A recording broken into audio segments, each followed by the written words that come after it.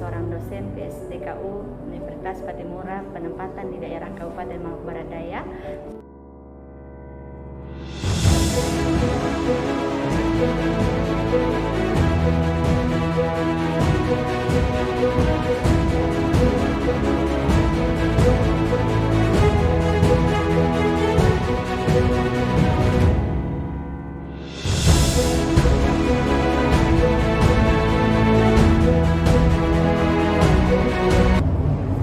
Pada saat ini saya akan mengajarkan mata kuliah Apresiasi Sastra Anak dengan bobot 3 SKS pada semester 4 mahasiswa PGSD.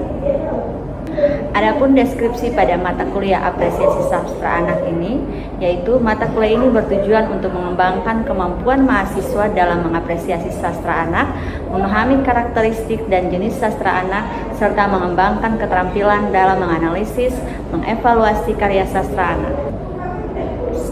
Tujuan pembelajaran dalam apresiasi sastra anak yang pertama, memahami konsep dan karakteristik, yang kedua, mengidentifikasi jenis-jenis karya sastra, yang ketiga, menganalisis dan mengevaluasi karya sastra anak, dan yang keempat, mengembangkan keterampilan mahasiswa dalam mengapresiasi sastra anak. Materi pelajaran yang akan dipelajari pada saat ini yaitu berkaitan dengan pengenalan sastra anak, karakteristik sastra anak, jenis-jenis sastra anak, analisis dan evaluasi, serta pengembangan keterampilan. Adapun metode pembelajaran yang akan saya gunakan ialah metode ceramah, diskusi, tanya jawab, presentasi, analisis karya sastra, dan juga ada beberapa kegiatan kreatif yang dapat dilakukan dalam proses pembelajaran. Di antaranya dapat melakukan bermain peran untuk memberikan contoh berkaitan dengan sastra anak. Penilaian yang saya lakukan dalam pembelajaran ini adalah berkaitan dengan partisipasi kelas, tugas analisis, presentasi, ujian tengah semester, dan ujian akhir semester. Referensi yang saya gunakan ialah saya mengambil beberapa artikel daripada jurnal-jurnal yang sudah terakreditasi, buku teks berkaitan dengan sastra anak dan karya-karya penulis, serta beberapa karya sastra anak yang digunakan dalam proses pembelajaran. Berikut adalah video pembelajaran apresiasi sastra anak yang ada di dalam kelas. Selamat menyaksikan. Pagi semuanya. Selamat pagi, Ibu. Pagi, Ibu.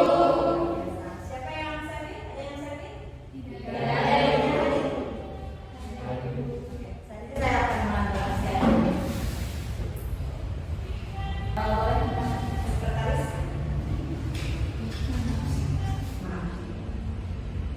Nia Makaruku, Linda Maweka, Rasmi, Konsalensia Mapui, Lydia Wanasi.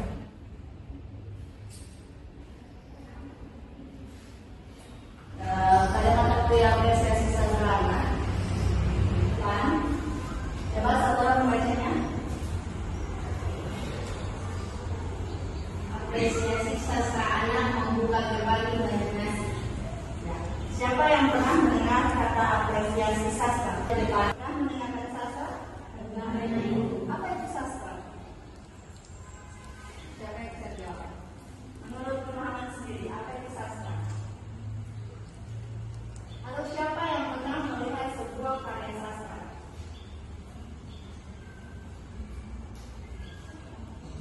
Siapa yang pernah melihat sebuah karya sastra? Ya? Namanya siapa? Ya. Contohnya? Puisi. Bagus. Siapa lagi? Drama. Bagus. Kalau kalian perhatikan di dalam kelas ini ada tidak karya sastra? Yang mana? Kenapa itu disebut karya sastra?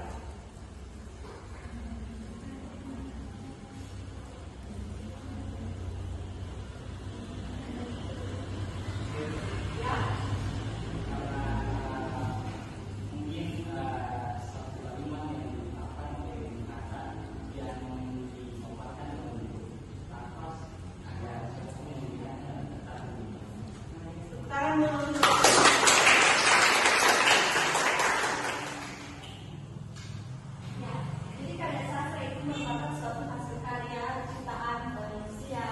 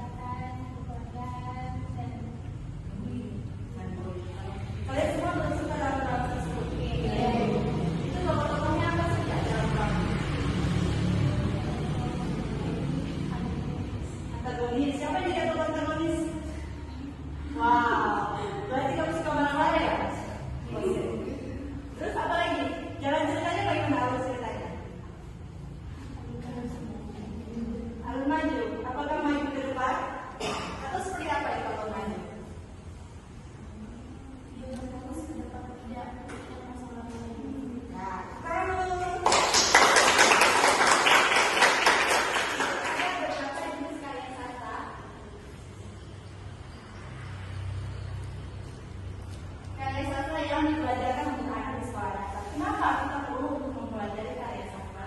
Jadi karya sastra itu sangat penting untuk dipelajari karena yang pertama mengembangkan kemampuan kognitif, yang kedua mengembangkan kemampuan emosional dan meningkatkan keterampilan bahasa. Seorang anak kalau dia mempelajari karya sastra, kognitif dia berkembang. Nanti kata demikian karena banyak hal yang hal baru yang dia pelajari. Kenapa dia mempelajari sastra? Dikatakan bahwa kecerdasan emosional seseorang itu berkembang. Karena contohnya tadi, kalau kalian mempelajari sebuah drama, tentunya kalian belajar untuk bagaimana menikmati atau bagaimana. Dan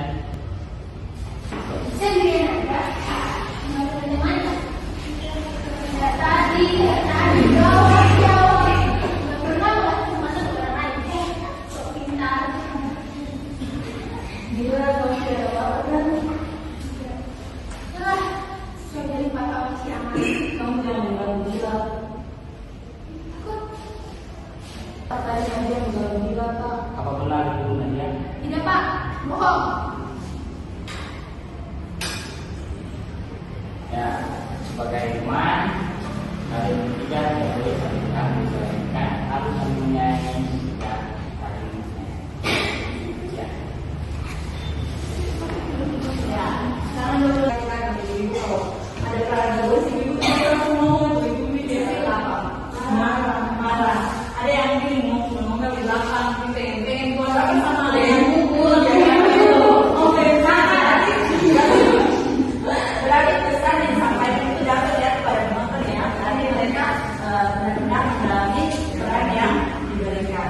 Oke, ini adalah salah satu contoh sastra yang disebut dengan drama. Banyak sekali contoh karya sastra dengan drama. Ada juga dalam bentuk novel. Siapa sih yang suka membaca novel? Ada? Dalam bentuk buku atau novel? Novel.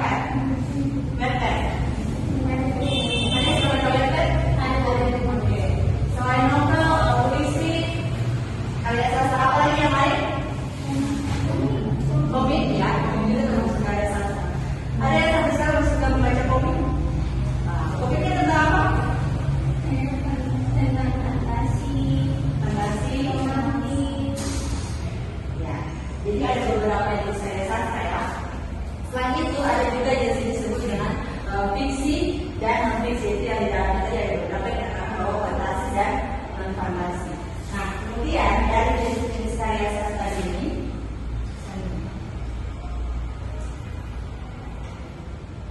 kalau cerita tentang fiksi, kira-kira apa saja?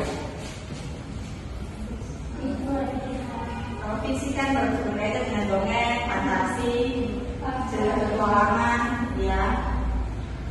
Kalau dongeng, waktu kecil pernah mendengar dongeng? Tentang apa? Angel dan Seria. Tentang apa lagi? Batu Badaung.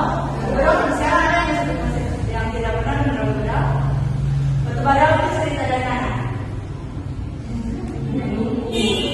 Dari Maluku. Oke. Selain itu ada juga yang disebut dengan teks non fiksi. Kalau non fiksi itu berarti sesuatu yang benar-benar terjadi dengan fantasi, ya. Kalau benar-benar terjadi, misalnya seperti apa?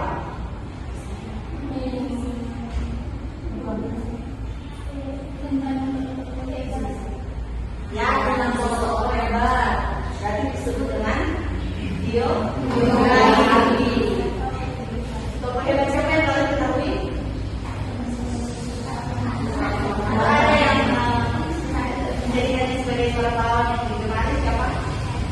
Siapa kalau dari Maluku siapa saja tokoh hebat? Pemerintahan Seniora, siapa lagi?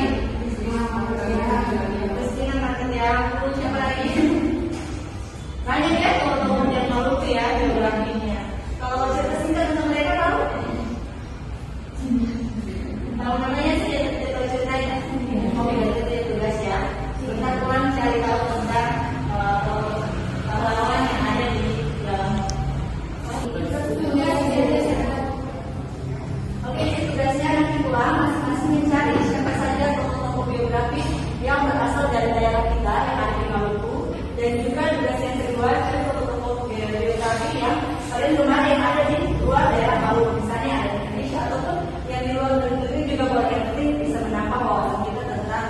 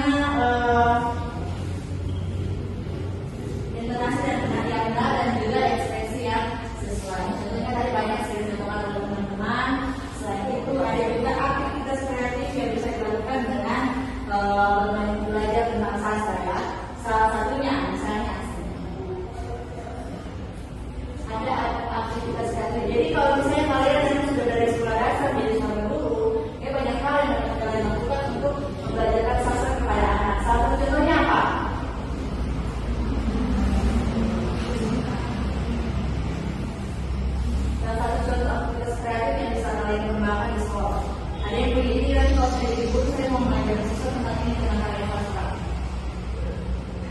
Misalnya kalau menggambar menggunakan apa? Dengan alat-alat baru, alat yang lain yang mungkin dapat memacu kesempatan dan juga motivasi siswa untuk lebih belajar. Misalnya dengan menggambar, atau melukis, atau juga dari kalian bisa kasih mereka contoh cerita drama dan kasih kesempatan mereka untuk bermain peran seperti yang tadi kalian contohkan di depan.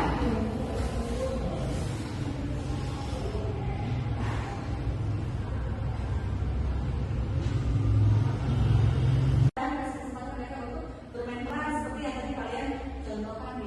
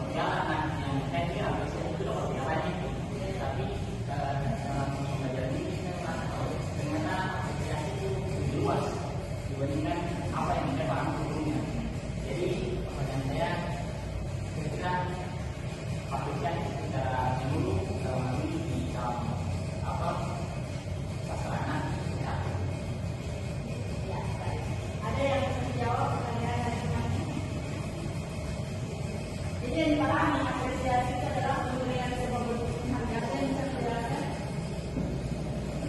Pahami ya? Ya, jadi apresiasi itu kan kalau kita tinggal berkata itu merupakan sebuah penghargaan ya. Tapi ternyata kalau mempelajari apresiasi sastra ini lebih luas daripada memberikan sebuah penghargaan. Ada yang bisa menjelaskan?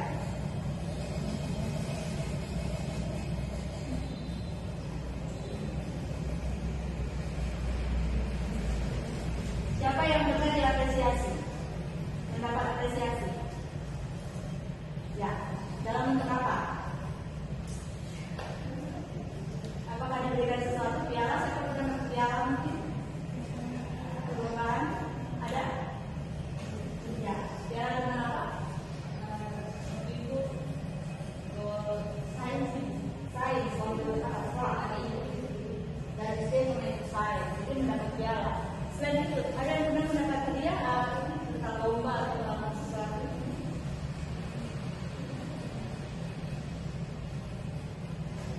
Ada? Oke, sudah ada dapat piala. Selain piala apa lagi? Piagam penghargaan. Oke.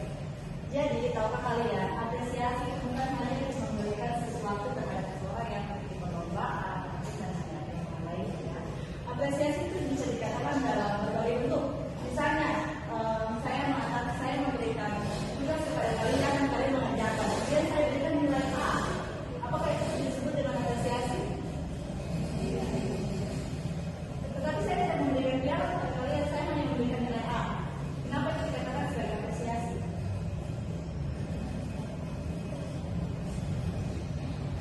Karena saya mengapresiasi hasil pekerjaan daripada kalian. Jadi apresiasi tidak selalu berbentuk benda, pemberian, penghargaan dan lain sebagainya. Ya mungkin dalam bentuk penghargaan berupa nilai yang baik kepada kalian terhadap hasil kerja hasil belajar kalian selama ini. Itu disebut juga dengan apresiasi. Sama dengan mempelajari apresiasi sastra. Bukan hanya mempelajari tentang sebuah gambaran dengan tujuan dan lain sebagainya. Jadi apresiasi itu banyak bentuknya tentang menghayati, mempelajari, memberikan dan lain sebagainya. Itu yang disebut dengan apresiasi sastra terhadap sebuah karya yang dibuat oleh seseorang. Ya, mungkin itu dapat dipahami. Ada lagi yang mau bertanya? Apakah pelajaran hari ini dapat dipahami? Oke, baik. Kalau tidak ada lagi yang bertanya, waktunya juga mungkin sudah selesai. Kalau begitu saya tutup untuk perkuliahan kita hari ini. Terima kasih untuk partisipasi dan kehadiran kalian selama proses perkuliahan. Selamat siang semuanya.